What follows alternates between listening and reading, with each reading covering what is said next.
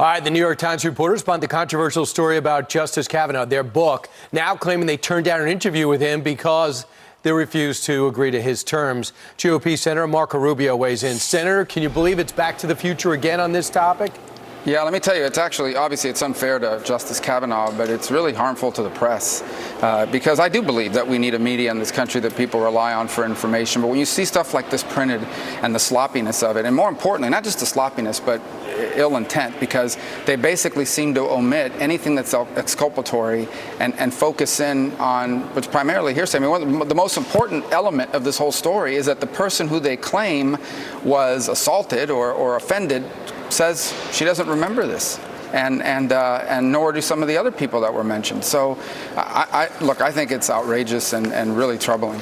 I mean, I'm a little torn because I don't want to sell a single copy of this because it should be listed more in fiction than nonfiction, but it is a part of the story. Let's move on.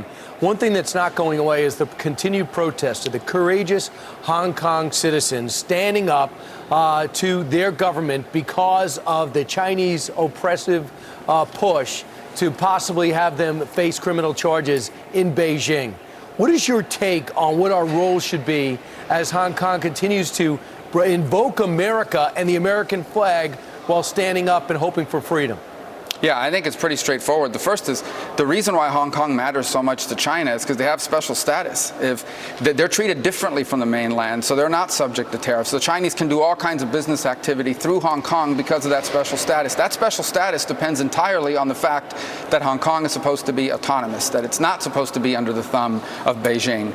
And increasingly it is under the thumb of Beijing. And so we can't allow to live in a world where they get the best of both worlds. They get to run Hong Kong without autonomy, but they also get the benefit of autonomy. So I think our position needs to be to pass the bill that I've put forward that requires now on an annual basis for the Department of State to make a determination about whether or not they truly are autonomous. Right. And, you know, maybe this fight for freedom will spread to mainland China and the people of Beijing will say, why exactly don't I have any freedom, decent wages, and a chance of freedom of expression? Perhaps. Keep your fingers crossed. And let's back what you're doing, Senator. Let's move on and talk Iran.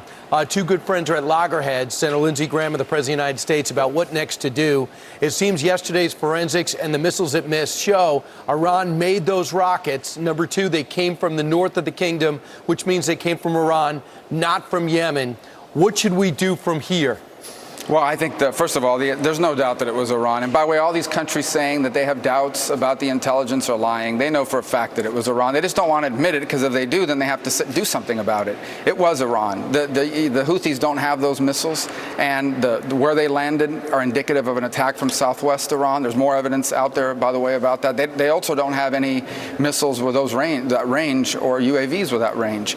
The second point is I think this proves why the Iran deal was so flawed. The Iran deal allows Iran to go ahead and continue to build the missiles they used in this attack. It allows Iran to build those UAVs. It allows Iran to sponsor all those terror groups in the region that want to attack and will eventually attack American troops and American interests in the region. And not only does it allow it, it pays the money that they are using to fund those things. So that's why the president was right to get out of the Iran deal, why it's a terrible deal. So I think what we need to do, the most crippling sanction we can impose right now, in addition to the ones that are already in place, is to lay out for the world the evidence, unmistakable evidence, and then turn to the JCPOA countries and say, how can you continue to try to preserve and back a deal that pays Iran and to be able to continue to do these sorts of attacks? Because I don't know how they answer that question. Right. Bob Gates famously said in 2011, Saudi Arabia will fight Iran to the last American. A lot of Americans watching right now say, hey, it's bad, but I don't want to put our people there. Lindsey Graham says the next attack is going to be worse if we don't do something about this one. Senator, what are our options besides laying out the forensics? And when it proves what we know is the truth, then what? Well, the two things Iran fears the most are three things. An open conflict with the United States, which they can't win. But the other two things they fear is a continuation of these crippling sanctions and international unity for those sanctions. And so we've already done part one, which is the crippling sanctions. Part two now needs to be to move to break up that international coalition of countries that still remain committed to the JCPOA. I would turn to them and say, you have a deal that allows them to do this. What they did against Saudi Arabia doesn't violate the deal. And not only does the deal is not violated by it, we're paying them money. They're reaping financial benefits from the deal, which they're using to buy these weapons that they're attacking people with.